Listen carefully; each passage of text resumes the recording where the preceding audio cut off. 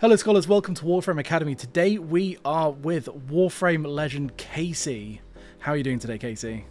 I'm doing fantastic. So for anyone who doesn't know who you are for whatever reason, obviously you have been dominating YouTube Shorts recently. I've been scrolling and I see your shorts come up and I'm like, oh my god, I'm interviewing that guy. I'm like, with my friends, you know? So if you just want to give the Warframe Academy scholars a little rundown about yourself and your content, please. Well, welcome. My name is Kaeysi. I've been playing Warframe for 11 years, and at the start of this year, I decided, hey, I've been playing this game for a long time. I decided, hey, why don't I try to, walk people through the game, because this game's blowing up. Obviously, my background, I've played Warframe and Destiny both for 11 years. Destiny's kind of taken a backseat, and Warframe has taken over a little bit. So Warframe it's a very confusing game, and I just want to be able to help people out on stream every single day, and I do post the short form content just to quickly help people out. So amazing, thank you. So you started with Destiny. I actually started with both at the same time. Wow. Back in September of 2015, I started playing Destiny 1, the Taken King, and then I played Warframe. I actually started playing Warframe at the same time. Yeah. Warframe took a back seat. Obviously, I was more intrigued into Destiny at that certain point in time, but they would kind of switch off. They would switch off. So when Destiny was having a lull in the content, I would switch over to Warframe, and when Warframe was having a lull, I would switch over to Destiny. Sort of here and there. But then it finally hit a point to where Destiny 2 hit after the final shape with the Edge of Fate release. I decided, hey, I'm not really enjoying this game anymore. I'm going to go back to Warframe. And I started grinding Warframe again. And then at the start of this year, I just decided, hey, why not help people out? Because this game feels like it needs a PhD to understand it. So fully. So do you have like a really unique perspective then on the whole, like, I don't want to say rivalry, but people say that Warframe and Destiny have had a rivalry for the longest time. Do you really have any take on that? I don't really think so, because I think it's like comparing apples to oranges. Yeah. They are similar games in the fact that they're sci-fi kind of looter shooters. But Destiny requires more of, they do both require gear, but like for me in Warframe, you could use 99% of the things in the game at a high level because of mods. Like in Destiny, for example, if you're going to go play a high level content, you have to use the meta, because if you don't use the meta, it's gonna be pretty difficult. But in Warframe, for example, you could take XYZ frame and put the best mods on it, and it's gonna be really well. I do know there is the best mods, but you can mod anything, anyway, and it can work. So, in my opinion, it's comparing apples to oranges. Like, yes, there are things that, in my opinion, that Warframe do better than Destiny, and there are things that I think Destiny they do better than Warframe. Yeah. But it's very small that Destiny does better than Warframe, and it's pretty large what Warframe does better than Destiny. Yeah, because you see a lot of that discourse online, and people are like, "Oh, Warframe does this better, Destiny does that better," but it's like a first-person shooter versus a third-person like movement game. I've never personally understood the rivalry or the perceived rivalry. I haven't either, because it does feel like a similar game. Obviously, You're going planet to planet in a solar system. You're doing activities. But for me, it was like Destiny. For me, my favorite thing in Destiny, like my favorite part about Destiny is the raids. Like there used to be raids in Warframe way back in the day, but it got taken out of the game. Like the Law of Retribution. I think there was one more. There could have been one more. The Oracle Tower? Yeah, something like that. But like this is different. Also, Destiny has PvP. Warframe does have PvP, but who's really playing Conclave in the Big 26? But it's I've seen the discourse online, like which one should you play? Like now, I'm all on Warframe's train. Obviously, because Destiny, Bungie, in my opinion, does not really care about the player base. They don't listen to the feedback of the community, and DE on the other hand absolutely does. Absolutely. You've seen it recently with the Folly game mode. When the Folly game mode first dropped, it was pretty difficult to grind. Like, I'm not saying it's the greatest thing ever right now, but they did help players grind, make the grind a little bit easier. And Bungie, in my opinion, playing both games for 11 years, Bungie never really did that. Yeah. Yeah, it's been really cool seeing DE just like work around the players as well, and like acknowledge that while they have a vision for the game, you know, at the end of the day, it's the players who are the ones who are, you know, playing it. So Exactly. So I've got to ask, it says here in my notes just why Warframe, like, you know, what sort of drew you towards the game initially, you know? I guess the one thing that drew me towards the game was, obviously, I'm 23 years old now. Way back 11 years ago, I was 12 years old. You know, I don't have a lot of money. I don't have a lot of money to spend on games and stuff like that. Warframe, completely free. You can do anything and everything in the entire game for completely free. That's one big thing that drew me to the game.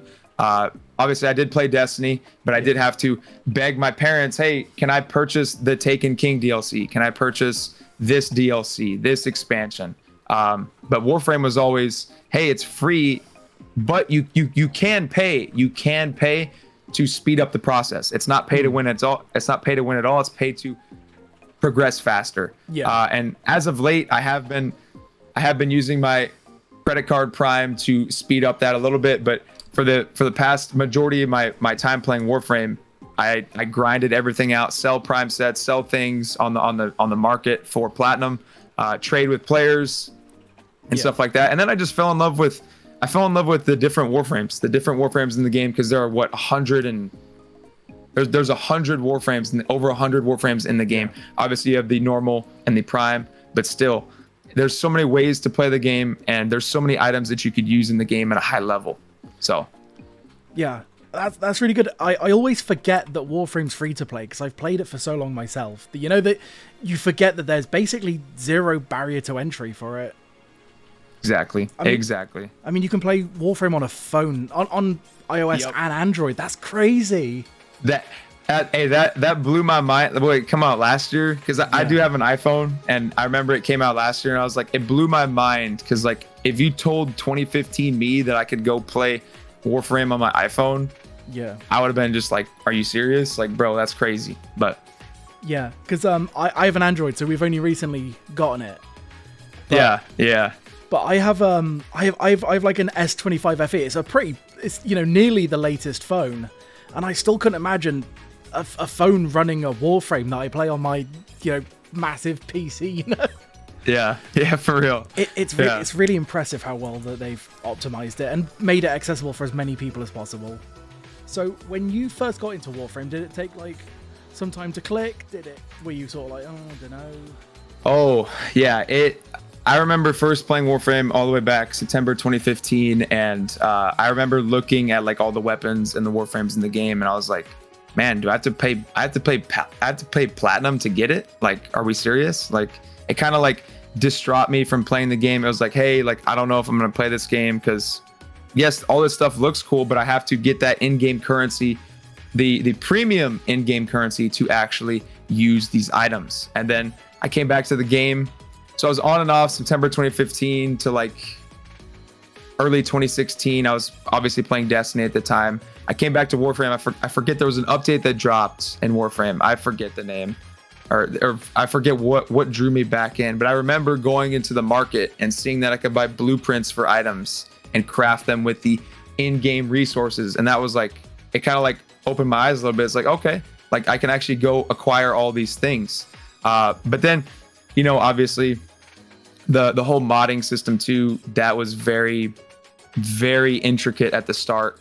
As like, it's like a whole entire like textbook thrown at you. It's like, hey, understand all this. And it's like, I mean, today, sometimes I don't even know how to mod specific items or weapons in the game. I do have a general, obviously I have a general understanding of mods, but sometimes there's like in-depth like builds that you can go into with specific mods, specific helmet abilities, stuff like that. But it turned me off at first. It did turn me off at first, and then I had to come into it on my own and like understand that, hey, there's a lot more than just the picture that I'm seeing. There's a huge picture. But yeah, because I had a similar thing back in 2017. I think what really makes it look like DE want you to buy Warframes is that you go to your arsenal and all of the Warframes that you could purchase are in your arsenal, and it makes it look like, oh, this is how I get them. Yep. And I remember being turned off in 2017, and one of my friends saying, oh no, you can go to Maru's Bazaar and we'll buy some Warframe parts there. Back when that was where most of the player trading happened. And just some guy being like, oh yeah, 100 platinum for a Paris Prime, and me being like, but I already have 50. Yeah. And thinking, like, this game is so pay to win, what the hell? Yeah. It wasn't until years later, obviously, a lot of us realized, wow, actually. Yep. Yeah, it's really crazy though. So, do you think, in your personal audience, do you think there's like an intersection between people who watch you for yourself and people who watch you because you play Warframe? I think so. I really haven't deviated from the Warframe path yet. I do plan on here soon deviating a little bit back into Destiny a little bit. But I mean, I know Destiny's not in a great space, but I think there are people that watch me just for me. But I would say majority watch me obviously because I've been spam posting. I've been spam posting Warframe like tips, tricks, tutorials on all the social media platforms. But I think people do come to the stream, and we do have a fantastic time over there, listening to music, vibing out, stuff like that. But yeah, I'd say it's a little bit of both. Yeah. And would you say that like the majority of the people are there for you then? Like I think so. Like, they'd follow you to new content. I think so. That's really good to hear, because like you hear a lot of people who are like genre streamers or like game streamers, and they want to do something new, and it's really tragic. So I'm really glad that you have that like part of your, because you have a lot of your fan base who call you you're 23 and they call you Unk. Yeah. They call me Unk, and I've given in to it a little bit. Like whenever I go live on Twitch, I'll say, hey, Unk is live, come in here and call me Unk, or like a founding father or an antique or something like that. It's a bit we run with, but it's just something we do. So where did that come from? Because I'm nearly 30 and I hear a 23-year-old get and I'm like, no, please. I genuinely don't know how it happened. I think one day somebody asked me like, hey, like how old are you? Like you look like you're 18. And I'm like, yo, I'm 23. And then somebody called me Unk, and then it just like snowball effect. It snowball affected into like just everybody that's new coming in, like, hey, Unk, like, and it's just like, and then they say like, how was the start of time? How was the dinosaurs or stuff like that? But it's just kind of stuck because I do like get into it a little bit. I'm like, guys, like, yo, I'm not Unk, bro. Like, don't call me Unk, and then they'll keep calling me Unk. But yeah, it's pretty funny. I must say though, if you, because you've been playing the game for 11 years, since you were 12, which is crazy. Like you've been playing Destiny and Warframe since you were 12, so you must feel fairly Unk by now, playing the same game for 11 years. It does, especially I've been playing straight for 11 years. It's just like I've taken multiple breaks, and that's what I do recommend people do for Warframe at least, because obviously playing Destiny 2, for example, most of that content that I originally purchased the content for in 2017, you cannot play any of it anymore. And that's the one thing that I try to instill into people is like, hey, Warframe's content is not FOMO. Like, yes, you do have Mag and Frost Heirloom that will not return to the game because of that whole controversy that you had to purchase them, and then all the new heirlooms are platinum, stuff like that. But I try to tell people that the main content of the game, which is like I'd say 95% of the content, is not going anywhere. And I try to instill that into people. Like, hey, if you want to take a break, absolutely take a break. Wait for the next content to drop. It will feel like a brand new game. Like I remember I came back from a hiatus of like 2 to 3 years when the Duviri Paradox dropped, I think in 2023. I felt like it was a completely new game. Obviously the Duviri introduced the Drifter, and all that whole, the Incarnate stuff, the Paradox itself, all that new content. It feels like a completely different game. But yeah, that's what I try to instill into people is like, hey, take a break because it will help. I've taken multiple breaks. I've been burnt out multiple times. But yeah, I do feel a little bit old, like playing this game for almost half my life. Like it's definitely an interesting feel. But yeah, I can imagine it feels like really rewarding though. You feel like the game's grown with you as well. oh yeah, oh yeah, oh yeah. And so throughout your 11 years, would you say you have a main? Do you have a Warframe that feels particularly Kaeysi? Realistically, over the past couple of years, it has been Zaku Prime. Yeah. I mean, it was Zaku before Zaku Prime. I'm just a big fan of his playstyle. I like being a turret. I like armor stripping with his third ability. I like his fourth ability. It pauses the duration of all the others, and then his first ability, extra damage instance. And Zada's Whisper works interesting with certain weapons and certain interactions that are really good. Before Zaku, it was, I mean, way back in the day, it was Ash. Before Ash got his rework, and you could use Blade Storm to just annihilate a room. I loved that. I mean, it was really broken. Yeah. And then Saren has been in there a little bit. I love Saren. And then recently, I've been using Sight 09. Sight 09 with Prime Sure-Footed and the Kuvazar. It's a boring play style, but I just love it. But those are the couple that I would say. Yeah. So you use some really mechanically complex frames then, because all of them have a lot of like gimmicky, like niche stuff you can do with them. Like, because with Sight 9, he has his damage type. Like you can like obviously drop the damage type ammos, and like Zaku has the ability to generate void damage, which is really cool. She's the only they are the only one that can do that, right? That's crazy. Yeah. So it's just really cool to notice that like a lot of your favorite Warframes are like the more mechanically like deep Warframes. Yeah. Do you have any Warframes that you think are often overlooked or misunderstood by the community? Overlooked or misunderstood? I would say off the top of my head, in my opinion, obviously, I mean, I think Zaku's a little bit overlooked, but that's just kind of like personal bias. I would say, man, overlooked. I feel like Trinity kind of gets overlooked. Yeah. I haven't really played Trinity too much. I just don't feel like she gets talked about enough because she has a really good support frame. Obviously, she's one of the older support frames. Like there's been multiple new support frames that have dropped. I really enjoy Protea. I mean, Protea gets talked about a lot, but I just don't hear her talked about too much. Like she could do everything in the entire game. Yeah. And that's another one that I've been playing a little bit. And then one more, I would say, man, there's so many in the game. I don't want to say low-key Varuna. I'm trying to get into Varuna, Varuna Prime. Obviously the new frame on the block, but I never really played Varuna when she first dropped. I'm trying to now because I've seen some people's videos, I've seen some builds, and it's been pretty interesting. So those are a couple that I would say. Yeah, sure. Because like with Trinity, she got the massive rework along with Nyx in 1999, didn't she? And yes. And I feel like that didn't really turn the needle for her at all, actually, because people didn't play a pre-rework, and I think it comes down to what a lot of players, you probably are familiar with the term nuke slop. Yep. In that, like, I personally, would say that Warframe was a better game when Warframes were more specialized and everyone served a different role, but now obviously everyone does everything.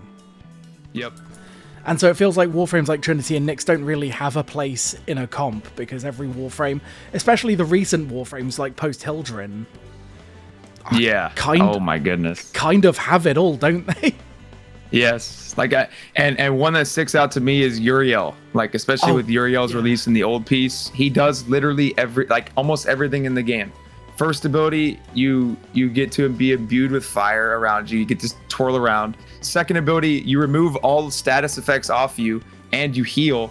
Third ability, you send out your little demons to charge up your fourth ability, which is just a nuke. And it's like, and you can imbue your weapons in heat, so you don't even have to mod your weapons for heat, and they give fire rate. So it's like I love Uriel. He's really good, but it's like, why would I use like we had talked about Trinity or somebody else over Uriel when he just does it all? You know what I mean? Exactly. But it's like with Dante, when Dante first came out, when Dante to this day, Oh my goodness. 224, everything's dead. 334, oh no, it's the other way around. 224, everyone lives. 334, all your enemies are dead. It's like, Yeah. I feel like Dante was one of the first ones where nuke slop was really like getting bad. Yeah. Which is not to say that the game's in a bad state, but rather, I do prefer back when Warframe, you could make a comp, Yeah, it felt. I'm not saying it doesn't feel unique, but it feels like you like we're talking about. You have your nuke frames, like obviously Sevagoth, Saren could be a nuke frame. You go down the list. There's so many nuke frames, and it's like way back in the day, not every frame nuked. Yeah. You know what I mean? Frames were specific for support. Frames were specific for stealth. Frames were specific for if you wanted to whatever, you know what I mean? But now it feels like everybody does everything in their entire kit. Yeah. It's like when Foley came out, I was so excited for Foley. I really wanted to see something new. And then they revealed that her 1 gave her a status cleanse, and I was like, why? Why do we need Wrathful Advance with status cleanse? Yeah. That's like, okay. Like, yeah. And so I guess on the same topic, do you think any Warframe is in absolute Loki is in dire need Ember is in like dire need of a retune or fix. Really sorry about that. You hit one on the head for me. I've always talked about Loki. I think Loki, he's one of the oldest frames. He's not the poster boy, that's Excalibur, but he is one of the oldest frames in the game, and I think his kit is just way too outdated. It definitely needs a tune-up. And then another one for me is Limbo. I think Limbo needs a rework or a retouch up or something, like along the lines of what they did with Hydroid. Like Hydroid used to not, I used to not like Hydroid at all, and then he got his rework with the I like his third ability. I love using Hydroid now because I use him as like a farming weapons platformer. Yeah. Because he has his third ability. I put Roar over his second. Obviously, I'm not a fan of the second. I like his fourth ability, great crowd control, great for resource grinding. And then his first ability does AoE damage and can armor strip. Like I enjoy what they did with Hydroid, and I think they did it with another frame. I forget who they did it with. Caliban used to be Vauban? the worst. Yeah, Caliban. Yeah.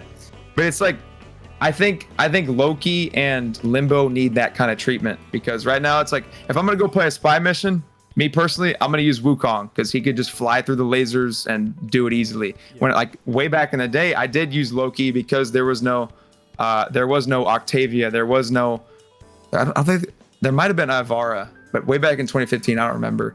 And then I didn't use Wukong because I wasn't in a clan. I couldn't get his parts from the clan. Yeah. But yeah, like I like Loki. I've always thought his like, he looks really cool. Like his Prime version, one of my favorite like designs in the game. Yeah. But am I going to use him over somebody else? Probably not.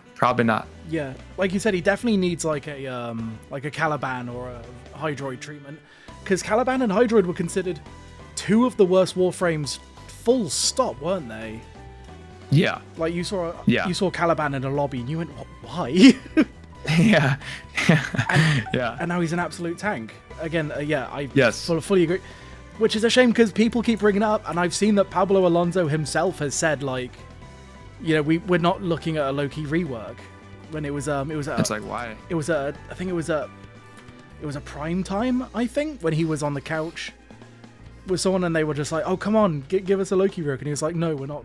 It's like, why not? He does nothing that no one else does better. Yeah. Yeah, literally. So when you're engaging with chat, does chat ever do, and again, I'm not, not against any particular member of the community, but does chat ever do anything when you're playing Warframe that sometimes you wish they wouldn't? There is one thing, and I'm kind of glad you brought this up. There's one thing, like begging for platinum. In my opinion, I'm not on board with it. Like, yes, I'm willing to help you out if you need like a prime part or like a singular part or a singular mod. I'm not opposed to helping you out there. But if you come into my chat, like I stream on TikTok and Twitch, it happens more on TikTok though, I see. But people come into my head, hey, can you give me 100 platinum? Hey, can you gift me this skin? Hey, can you get me this set? And it's like, I'd love to help you out, but dude, I just can't, bro. I can't. Like, I can guide you in the right direction to go get that platinum, to get that set or that skin or something like that. But yeah, that's the one thing that I'm not a big fan of. It's very much you got to teach a man to fish sort of situation. Yeah, exactly. It's like, so I'm going to be doing my first Warframe stream in many years tonight. And one of the things I see streamers struggle with a lot is people DMing them in game and saying, can you look at my fashion? Can you look at my fashion? Can you look at this config? And it's like, I genuinely, I'd lose my mind. I'd be like, no, go away. And that's what I try to do too, is like over on my streams and in my Discord, we do Fashion Friday. We do Fashion Friday. So it's like, I tell the people, they're like, hey, can you look at my fashion? I said, hey, we do Fashion Friday. Like we do like almost an entire stream, or I try to do an entire stream dedicated to your guys' fashion. We'll rank the fashion. We'll throw out some rewards to the first, second, and third place. Me and my mods, we vote on who we thinks is the best and stuff like that. And then the next Friday we'll do the same thing. The next Friday we'll do the same thing. Yeah. But yeah, I have encountered that a little bit too. But I would say for me, it's more of like, hey, can you give me platinum? Hey, can you gift me this skin? Hey, can you this, that, and the other? It's like, hey, I can go show you where to get it. I can go show you where to get this platinum and how to farm efficiently. But I can't give you platinum. Like I have 9 platinum on my account right now. Like I'm broke. Like, but yeah, you have to think. I can gift you one thing better: knowledge. Exactly. Nah, and that's. It's a shame that people do look at Warframe and think, oh, I need a little bit of charity, and it's like, no, just sell some galvanized mods. It's yeah. Arby's alive in 20 minutes. Just go. Exactly. Go get some Vice Essence. So, hypothetical. You get 1 day at DE as a creative director. You're sat at Rebecca Ford's desk. What's one thing you're adding to the game, be it a Warframe weapon, a mission type, a mechanic, or just time to sit down and fix something that gets on your nerves? What would it be? Oh, man. For me, I have like 2 things. I have one thing that really jumps out at me is I want to implement, and this might be the Destiny brain taking over, I want to implement like 6-player or 8-player puzzle, like raid type deals. Not where it's like, hey, it's a damage check or anything like that, but like puzzles to like maybe fight a boss, puzzles to like some type of raid. Like way back in the day that we did have raids, but obviously we're like 4,000 times more powerful than we were way back then. Yeah. Some type of raid, some type of, I guess, puzzle, something like that you got to solve, and it's like it's something that you can run over and over and over again. Yeah. Like, and it's like it's gonna reset each week. And then another thing I would do, man. This is actually a big thing. This is a big thing. Eidolon hunting. I feel like Eidolon hunting has taken a back seat. Yeah. It's taken a back burner because obviously most of the arcanes that come from the Eidolon hunt, you don't even have to do Eidolon hunts anymore. You just go farm a Void Cascade for 3 hours, go get all those arcanes, dismantle them for Vosper, and then go try your luck at Lloyd in the Sanctum to try to get those arcanes. Or you can just straight up buy it for platinum. I feel like Eidolon hunting, you should be able to pick whether, like, because it's daytime is like an hour and a half of like real life time or something like that. Yeah. And then the nighttime is obviously shorter, but I feel like you should be able to either load into the game, like load into go farm Eidolons, or boost their rewards, like make it more like, because right now, like if I log on and I see it's night, I'm not gonna be like, hey, let's go farm an Eidolon. Like I love farming Eidolons. I love doing it. It's a lot of fun for me. But I feel like their loot needs a touch up, or you should be able to launch it at any time you want. Yeah, because especially with events, because obviously every event gives away things like arcane. You can buy a rank 5 arcane energize now with like, was it the Ascendia beacons and stuff from the Jade Shadows update? Yep. Obviously, back then, but yeah, it feels like there's no reason to go to Cetus. Exactly. There's no reason to say, hey, let's go farm Eidolons, because it's like I could just go get those arcanes by playing something else. Like I love the Eidolon game mode. I think it's really cool. It obviously Destiny brain taking over again. It reminds me of a raid or like a strike or something like that, because it's kind of like you have to go do this. You have to go get the Eidolon lures. You got to go get the Vulnvolus to charge the lure, and then you go down the Eidolon and you rinse and repeat. You rinse and repeat, and you get the rewards. But it's like it's not like accessible. I wouldn't say it's not accessible to players because it's like, hey, you got to wait for night. Like, hey, I should either be able to load into it, or if I do have to wait for it to be night, there should be increased rewards or something else that incentivizes me to go play it. Yeah, because at this point, the only reason to do it realistically is to get the syndicate materials for the quills, right? Either that, or it might be a Nightwave challenge that you have to go do, and it's like, hey, I can get 7,000 Nightwave standing. But yeah, and it's crazy in a game with 25 million players, where it's really hard to get a Tridolon lobby together. Yep. Like, what? Why? Yep. I agree. It's crazy. So, if you had to pick one specific mission type from the current pool to play, for, like, you're locked to that for the rest of your Warframe career, what mission do you think you'd pick? Oh man. Me personally, I think I would pick Void Cascade. I mean, that's kind of like a man after my own heart. Dude, Void Cascade, it's like a survival mixed with a defense, mixed with like an exterminate. Like it's kind of like a bunch of game modes clumped into one. And you also, if you do run it with a relic, man, you could get a lot. It's arguably the best farm in the game for Arcanes, Vosper, Forma, Ducats, Prime Parts, anything like that. But yeah, I would say Void Cascade. And if I couldn't pick Void Cascade, and I do like survivals, and I do like the survival change that they did to kind of speed it up a little bit. It's very nice because obviously pre-survival change, if you're going to go farm relics, you just want to farm a Void Cascade because you could use any relic. It's pretty fast. It's very efficient. It's very worth your time. But now I feel like survival stepped up a little bit. Defense, I like defense too. I just like, obviously we talked about nuke slop. I do like nuking the map with whatever. But I would say Void Cascade for sure. Amazing. And I'm not gonna lie, I was so underwhelmed with the survival rework. I was hoping they would just bring it down to 3 minutes of rotation like they did with defense. I'm not gonna lie. But me personally, I feel like if they did that, it would have made a lot of other things obsolete. Kind of like I think it is good that they incentivize, hey, you go pick up this little key thing and then go put it somewhere, and then it just reduces the timer. I like that. I like the survival change. Oh yeah, for sure. But it's still good. It's still better than nothing. Yeah, 100%. But I feel like if they did make it 3 minutes, that would be could be broken. But oh yeah, who knows? Sure. I guess I'm kind of hoping for broken sometimes. Yeah, who's not? So yeah. So, do you have a particularly spicy Warframe hot take that you think sets you apart?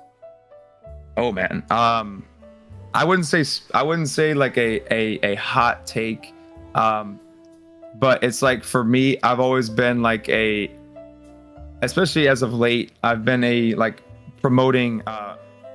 I did. I caught a little bit of flack for it. I wouldn't even say flack, but I said that Korra is the best farming frame in the game. That's what I posted a video on it probably a month and a half ago, and I got people that came in my comments were like, no, Necros is better, no, Hydroid is better. And right now I think it's Korra or Hydroid. Like if I'm gonna go solo farm, I'm using Korra or Hydroid just because their kit allows me, and I'm not saying this is no diss towards Necros, but I like their kit better than Necros. Because for me personally, I only use Necros for his third ability, and I will only play Necros if I'm in a team and we're going farming and one of Korra or Hydroid is already taken. But I just like, obviously, the nuke slop is back at it because I like Korra with melee influence on her whip claw, and I like the fourth ability. I mean, I did subsume off her third ability for nourish just so I could keep up and pretty much put viral on her whip claw. I think that's how it works. But yeah, I do say I like Korra for farming over Hydroid and Necros, but Hydroid is definitely like Korra's here, Hydroid's like right here right now. Yeah. But and I'm fully inclined to agree because like with Necros, if you want to farm with Necros, you have to use Desecrate, and you're basically restricted to like the Ripkas, right? The Amalgam Ripka mod. Yep. And it's like, that's honestly, I hate to say it, but I'm not really a fan of that playstyle. I agree. And like with Coriette, you get to use her full suite. You know, you get to do all of it. Like, because like with Necros, if you accidentally press his 4, you're stuck in a cutscene for 2 to 3 working like 5 days. minutes. Yeah. So like, as a Warframe educator, do you ever see new players consistently doing the same thing wrong? Sometimes. I've seen it on a couple of builds that people will send me. And it's just one thing that's like, for me, it's not like a hey, you have to tear down the entire thing and start it all over. But it will be like, if like I've had it a couple of times, people send me their builds and they have Steel Path unlocked and they have arcanes on like a primary weapon, for example. Let's take like the Bratton. We'll take the Bratton. They'll put Serration, a base damage mod, and they will also put primary Merciless. In my opinion, I don't think you need one or the other, because those are obviously the additive damage. You want the multiplicative damage, and we could get into that. Like you, and hey, if the build with Serration and primary Merciless works for you, keep using it. If whatever is working for you is working, keep using it. But for me, like, I don't run the base damage mod. I will always either run like prime cryo rounds instead, because then I could get viral off that, or some other damage type that I need off of that, and then I will use my arcane slot most of the time as my base damage, because it'll ramp up. Like for me, I use primary Deadhead a lot, and another thing too. This is a big thing. Elements, like modding for elements on your weapons. Sometimes people don't understand that it works from left to right, top to bottom. So like they'll be like, hey, I'm getting blast and some other thing instead of corrosive and heat, and I just say, hey, it's how you have the mod set up. Like you have to put, if you want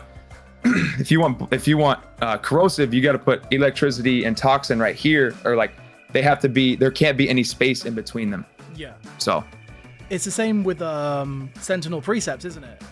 You want to put the left, right, top to bottom. You want to put the precept that you want them to use first in the top left.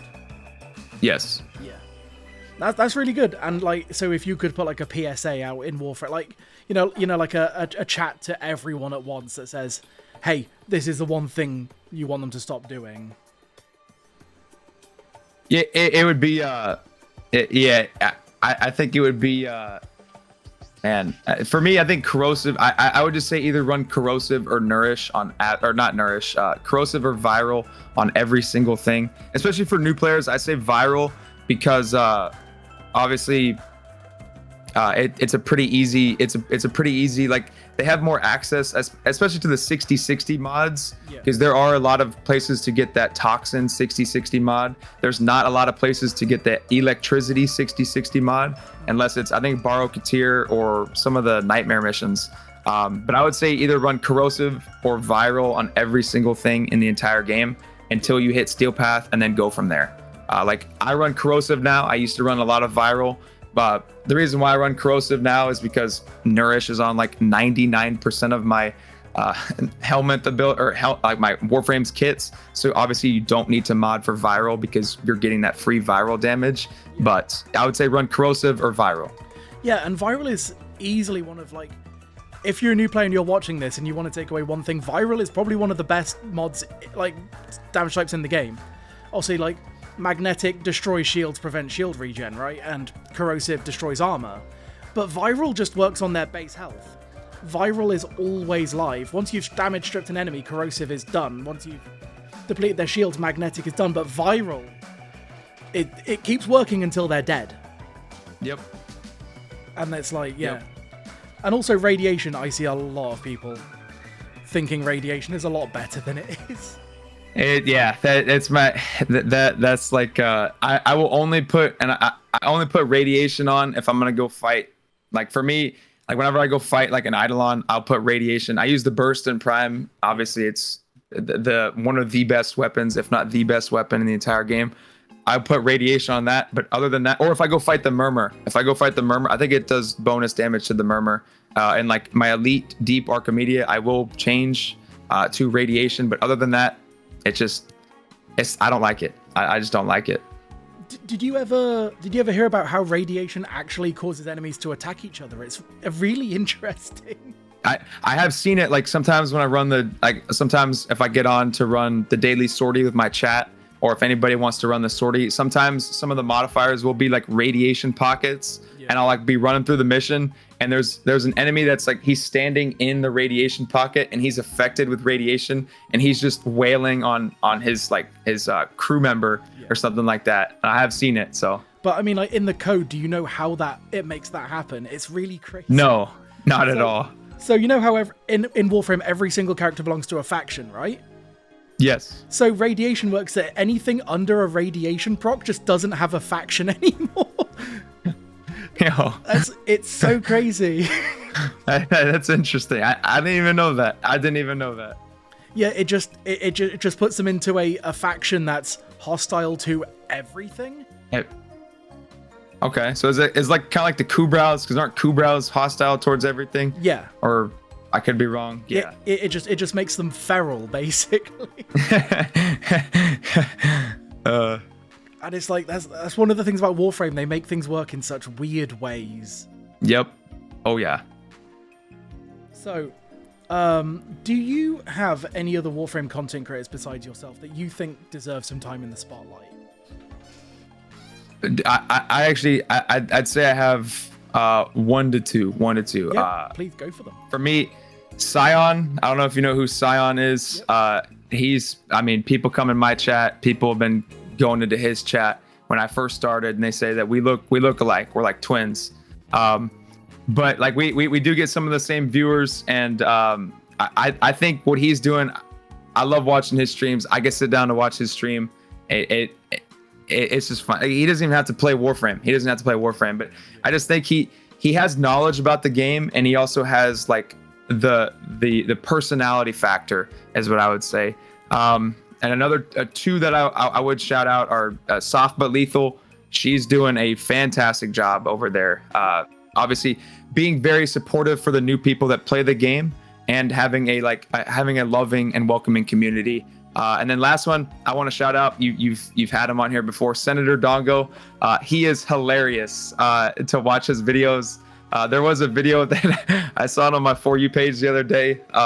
Somebody telling him to use the Zephyr's first ability on the ground. Yeah. It had me dying laughing. I'm not gonna lie to you. But yeah, those are some I would like to shout out. They're doing well. They're doing very well. And they will all be linked in the description as well. So if you're watching this, or if you're just listening to this as like some sort of podcast thing, please check them out in the description. They will all be linked down there. I was in Dongo's chat the other day, and the guy from the Zephyr clip, Flammo Wolf, was in his chat. And Dongo remembered it, was like, "You motherfucker, you don't come back here after the Zephyr video."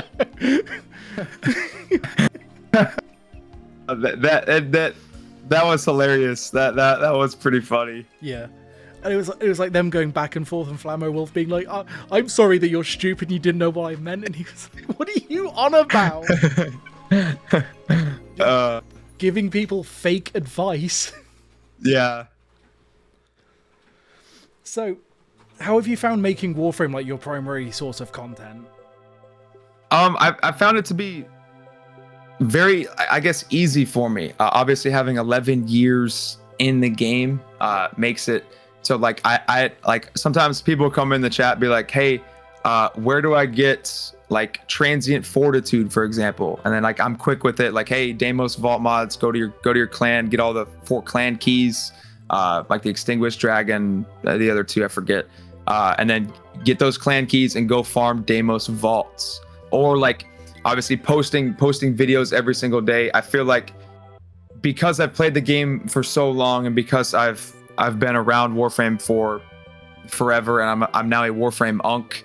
I feel like it's very like, it's like second nature to make content, just because I know a decent amount. I'm not gonna say I know everything, because there's a lot of stuff that I still don't know, and I'm learning every single day. Yeah. People coming to my chat, "Hey, this is how this works." And I'm like, "Hey, I didn't even know that." Like, Warframe is an ever evolving game, but yeah, I find it to be second nature, I would say. Yeah, and again, without giving away any of your like secrets, maybe you've got stuff planned. Do you have any other games that you'd love to cover in the in like the near or even distant future? There are a couple. Helldivers 2 is one of my favorite games. I picked it up in late 2024 and love playing that game. If Destiny 3 is announced, I will be purchasing that game against not against my will, but against my what I told myself, hey, never buy another Bungie product again. Baldur's Gate 3 is another game that I've played a ton of, and I would love to at least stream it because it's a huge game. And then I guess another game to throw it out there, Phasmophobia. I love playing Phasmophobia, ghost hunting game, very, very fun. So a lot of like really mechanically deep games again, you know. It just has a holdover. I don't know what it is because these games, like obviously not Phasmophobia or really Helldivers, they're really in depth. Like obviously Warframe, very, very in depth. Like there's a surface level, and then you go way, way deeper. Same with Destiny not as much as Warframe, and then Baldur's Gate 3 I would say is probably on par with Warframe on how in depth you can go with different builds, different stuff like that. But I mean, I feel like Phasmophobia is incredibly deep game because obviously there's all the ghosts stuff, and like it is because I remember back when I was grinding Phasmophobia, you can pick up ghosts on just like what their audio cues or the visual cues or stuff like that. Yeah, because there's creators like Insim who do like zero evidence, like hardcore rise. Crazy. Yeah, it's insane. Like I used to watch those videos almost religiously when Phasmo was new. And it's like, oh yeah, if you listen to the footsteps, you can hear that this is actually a revenant because it's slowly gaining speed. And it's like, what do you mean? yeah, I know. It's like, it takes like another, like you got to experience it, and you got to grind it out, find things like what like obviously the cues and stuff like that. Like you pick up on things. Same thing in the other games, but yeah, I've experienced it too. And so would you say that games with like mechanical complexity and like that real like sense of nuance to themselves are like part of your like, I hate to say the word gamer because it's like gamer, but like part of your gaming identity? Absolutely. That's really good. What is the most unhinged thing you've seen a chatter or Warframe player do within the game or within the context of the game? Oh man. I've had somebody come into my chat and they said they had like 700 forma on a specific item in the game, and I was like, what? And that's all they typed. They didn't send it to me or anything like that. And I was like, 700 forma. Like I tried to put my mind around it. Like how much platinum or like grinding did you do to have 700 forma? And what quantifies having 700 forma on a specific, other than, hey, I'm just chasing the number of forma that I have. Like, yeah. I don't know. It took me for a backseat. I was like, what? Like, what are we doing? But yeah, because there was the player who famously had the 1K forma Vauban. Yeah, and it's like, I understand the meme because I have my 15 forma Foley because I think it's really funny. Yeah. But like 700, you got to think like you can craft one forma a day. So if that's 700 days of forma. Yep. And like that's what, like 200 Kuva weapons or something, like, you know, like. Yep. That's mad. That is really. Yeah. It's like region chat. Have you ever had any like funny encounters in region chat? You've just like had it on, or I haven't gone into region chat in years. I haven't. The best way to be, honestly. Yeah. I've heard some pretty interesting things, but I haven't in years. Senator Dongo himself was telling me years ago, or not years ago, that a while ago he was in region chat and he got temporarily muted for asking someone if they wanted to engage in Jade Mummy roleplay in region. Yo. That's crazy. If you ever sit with Warframe region chat, you learn quite how down bad some Warframe plays. Down astronomically. Like, yo, that's crazy. And so, obviously, you've been playing the game for 11 years. Have you yourself ever done anything with Warframe that you think, oh, shit, that was a silly mistake, or, something like that? Man, off the top of my head, like way back in the day before the helmet dropped, I did sell, like, just to make room for some Warframe slots. I did sell some of like the old Warframes, not like any of the newer ones, like that you need the abilities for, but obviously I'm going back through it now and I'm getting all the old frames just so I can put them into my helmet, just so I could have their ability. And I would say like I sold a couple of prime weapons from my inventory, like for credits, just to make slots that I probably shouldn't have sold because now they have some incarnants. But I know the Vosto is one of them. The others, like the Spira, but like they're not really the greatest weapons, but they can be used. But I would say that's probably the biggest thing. Or I think I did sell like a hammer shot one time for like 20 plat. But you live and you learn, man. You live and you learn. But yeah, nothing ever quite as like astronomically bad as like selling a Zorus then to get the slot back or something. I've always kept those quest weapons for me. Like I didn't even know that you could like go to the Cephalon Samaris and actually get them back for the standing. But I've always just kept them because I'm like, hey, it came from a quest. I'm just not gonna sell it. Like I know that it came from a quest. I'm just not gonna sell it. And then I found out like, hey, if you do sell it, like you have to go to Cephalon Samaris and grind standing. That is awful to grind. So I was like, hey, that's good on me. I did one thing right. Yeah, because you see a lot of like, I've personally seen shorts where people are like, oh my god, I've sold my Zorus. What do I do? And it's like, what do you mean you sold your Zorus? Do you not keep everything? I'm one of those people. I just buy slots. I'm like, oh, you run out of slots. Too. Oh, I'll just put 10 on the Warframe slots. Yeah. And so, just to round up this interview, because we are at 52 minutes recording time,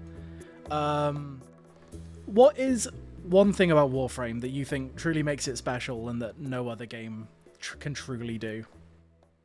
I think it's the community. The community is so loving. It is so like, obviously you do have your points in the community where it does get a little bit toxic, but most of the community, and I've seen it a lot over the years, and especially since I've started the content creation and the streaming, is like people are willing to give the shirt off their back. Like people will come in a chat like, hey, I'm looking to get this prime set or this prime part, and people in my chat will go, hey, I got this prime part, let's go to the dojo and I'll trade it to you for less than the market value, just because they come into my chat and they're very nice. And it's not just my chat, it's other people's chat, it's the Warframe community as a whole. It's a very loving and it's a very beautiful thing. Like obviously in the Destiny community is one of the most toxic communities. Not like there's other games that are very toxic as well, but Warframe, to me, it's like people that are, I guess, that have played for a while, they really want the newer people to enjoy the game,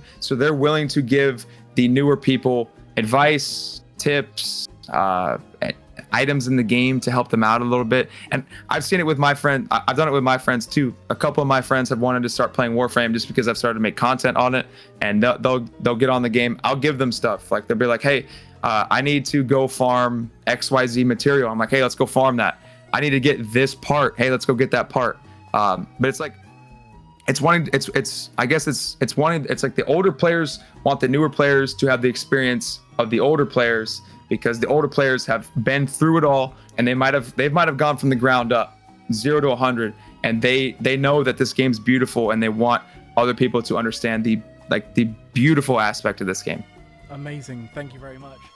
And just for the people at home, where can we catch you? Where can we watch you? When are you live? Twitch.tv/Kaeysi, Kaeysi. We're live every single night at about 7:30 to 8 p.m. Central Standard Time. We do stream for about 4.5 to 5 hours every single night. And here soon, we're actually deviating a little bit away from Warframe. Starting tomorrow, me and Scion, we are doing a Destiny 2 stream with viewers. We're doing raids with viewers. So we will be doing that tomorrow. But yes, you can catch me twitch.tv/Kaeysi. I'm also on TikTok, Instagram, and obviously here on YouTube as well. Amazing. Are they all under the same name? They're all under the same name. Amazing. Thank you very much, Kaeysi. Thank you for your time. All those links will be in the description. Please check Kaeysi out if you haven't already. One of the biggest faces in Warframe education. Thank you very much for being here. Thank you.